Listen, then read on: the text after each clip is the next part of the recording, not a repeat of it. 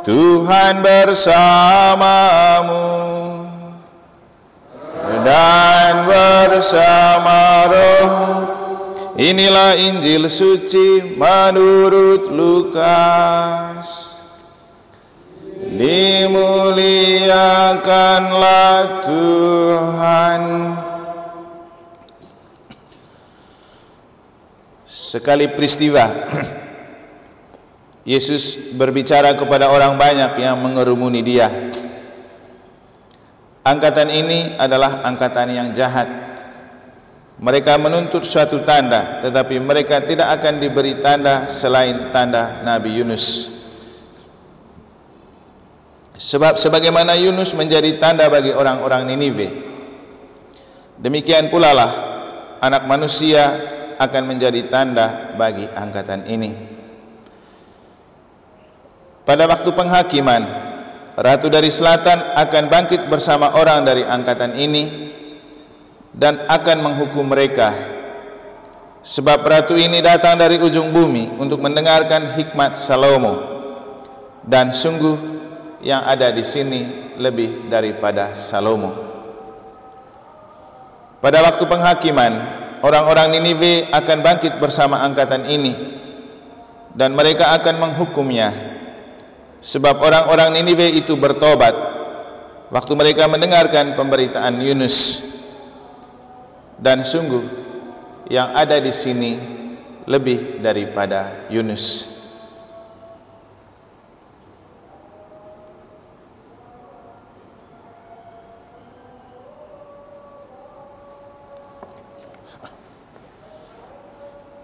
Demikianlah sabda Tuhan. Terpujilah Kristus.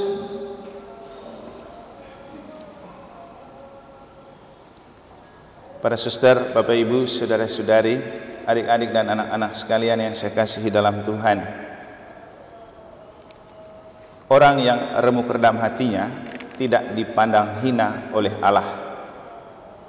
Kita semua pasti pernah mengalami keremukan hati, entah karena masalah perasaan, pertengkaran, kebencian, iri hati, putus cinta, atau apapun bentuk persoalan-persoalan yang ujung-ujungnya mengikis, melukai, atau membuat hati kita remuk redam. Kalau hati kita remuk redam, maka keberadaan kita sedang terpuruk. Dan ketika kita sedang terpuruk karena masalah perasaan di dalam hati, siapakah figur yang sangat mengerti dengan perasaan kita? Bukan saja karena masalah-masalah yang menyakitkan yang membuat hati kita remuk redam, tetapi juga ketika kita sudah terjerembab jatuh ke dalam dosa, itu juga yang membuat hati kita merana, membuat kita merasa remuk redam. Dan ketika dalam kondisi seperti itu, lagi-lagi pertanyaannya, siapa yang bisa mengerti perasaan hati kita? Seringkali saya mengajak kita untuk ketika punya masalah hati, hati-hati untuk mengekspresikan perasaan. Jangan sembarang curhat, jangan sembarang mencurahkan isi hati. Apalagi kita hidup di zaman yang medsosnya berselebaran, yang tidak semua orang mau menjaga perasaan kita. Maka ketika kita salah menceritakan perasaan, itu bisa jadi berita viral. Apalagi kalau kita tahu teman kita itu mulutnya ember, tidak bisa jaga mulut, tidak bisa jaga kata-kata. Dan kita hidup di zaman di mana orang merasa bahwa kalau dia sukses membagi pengalaman perasaan orang, dia bisa disebut orang hebat karena tahu semua orang punya masalah. Ada orang yang hidupnya begitu, merasa diri paling hebat karena dia tahu semua orang punya masalah, walaupun sebenarnya dia tidak tahu. Dan dia merasa paling hebat kalau dia bisa menceritakan masalah-masalah orang kepada orang lain. Jadi kita kembali ke masalah hati. Kalau punya masalah hati, buka hatimu di hadapan Tuhan. Itu paling aman. Karena Tuhan tidak pernah membagi kepada orang lain apa isi perasaan hati kita. Maka Bapak Ibu, doa terbesar adalah diam, duduk, menuangkan isi hati di hadapan Tuhan. Ada yang bilang begini kepada saya, Romo, tidak buka ruang khusus untuk berdoa di negara seperti di tempat lain di kota ada ruang adorasi yang doanya 1 kali 24 jam. Lalu saya bilang, bukan tipe orang negara yang cari berdoa. Kita saja ke gereja tunggu hari Minggu kan. Karena kalau ada ruang doa berarti ada orang yang berdoa setiap hari.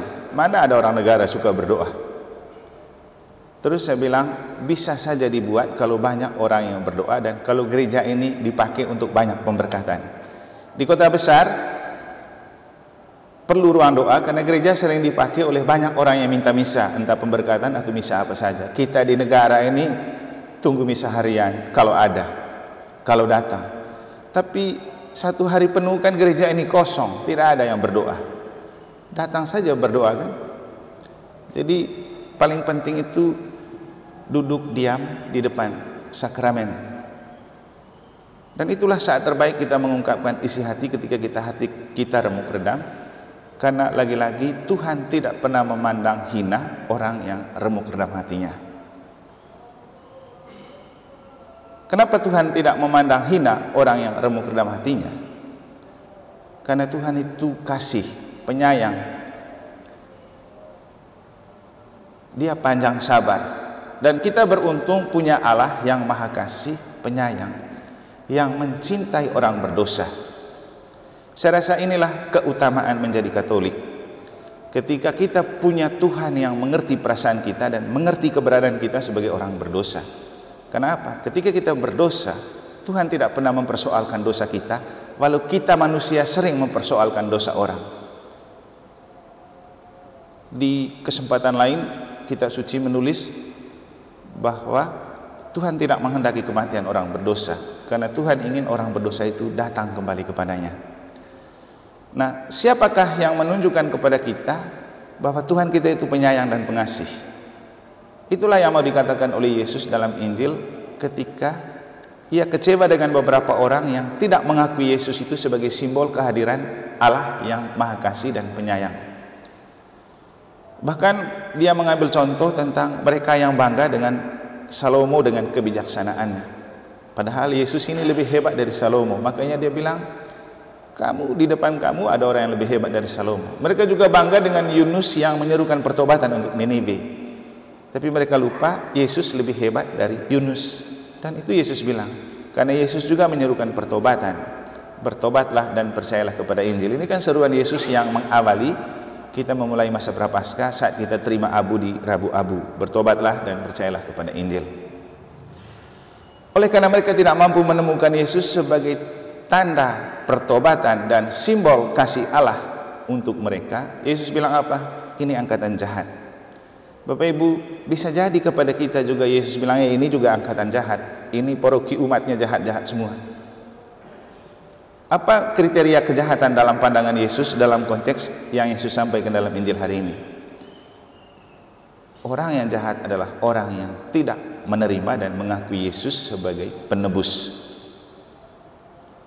Orang yang tidak mengakui Yesus sebagai tanda kasih untuk menunjukkan kasih Allah kepada siapapun yang bertobat. Yesus kan menderita untuk menebus kita, untuk menghargai orang berdosa, untuk menyayangi orang berdosa. Dan tanda kasih sayang bagi orang berdosa itu paling nyata dalam gereja Katolik ketika kita punya sakramen tobat. Di mana ada sakramen tobat? Cuman ada dalam gereja Katolik, di mana di situ ketika kita mengakui dosa, kita mendapat penitensi. Hanya dalam gereja Katolik. Karena gereja Katolik adalah gereja untuk orang berdosa. Beberapa hari lalu Yesus bilang apa? Aku datang bukan untuk orang-orang benar, orang-orang yang merasa diri suci dan saleh. Aku datang untuk orang-orang sakit, orang-orang yang berdosa. Ini gereja untuk orang berdosa. Jadi kalau kita merasa berdosa, datang saja ke gereja ini. Karena gereja ini untuk orang berdosa. Berarti logika terbaliknya, kalau kita tidak pernah ke gereja karena kita merasa diri orang suci dan kudus, tidak perlu ke gereja kan? Tapi apakah benar bahwa semakin sering kita tidak ke gereja, kita itu tidak datang karena kita kudus? Bisa terjadi sebaliknya. Bapak Ibu, kita pasti punya keran-keran air atau periuk-periuk untuk memasak. Keran air semakin lama semakin penuh dengan kapur, maka semakin susah dia mengeluarkan air. Atau periuk yang makin lama dimasak, makin tebal dia punya kulit, dan itu berarti semakin mati rasa. Lama baru dapat panas. Sama dengan kita, semakin menumpuk banyak dosa dan kesalahan, semakin kita mati rasa dan merasa bahwa tidak ke gereja itu bukan masalah. Bahkan merasa tidak pergi misa itu pahlawan. Itu sudah kerasukan iblis. Itu sudah sangat tebal hatinya, jadi sudah tidak tajam lagi. Maka memang perlu mendapat seruan pertobatan. Pertanyaannya, siapa yang menyadarkan kita untuk bertobat? Bapak Ibu, jatuh dalam dosa itu mudah, tapi merasa diri berdosa itu tidak mudah. Dan untuk itulah perlu orang-orang seperti kita ini menyerukan pertobatan, menyerukan bahwa kita orang berdosa, kita perlu datang ke gereja. Ini masa berpaskah ini lebih banyak berdoa, seperti Yunus yang diutus oleh Tuhan dalam bacaan pertama. Dia pergi, diutus oleh Tuhan untuk ke Niniwe, serukan pertobatan kepada mereka. Dan menariknya, orang-orang di Niniwe dengar itu. Ketika Tuhan melihat orang-orang Niniwe melakukan sikap bertobat karena seruan Yunus, Tuhan lalu membatalkan rencananya untuk memusnahkan Niniwe. Paling penting untuk kita adalah siapa yang mendengar seruan pertobatan di masa Prapaskah. Kadang-kadang kalau kita omong, orang bilang, Romonya marah-marah saja. Padahal kita omong untuk supaya kita masa Prapaskah ini ayo lebih dekat dengan Tuhan, merasa diri orang berdosa.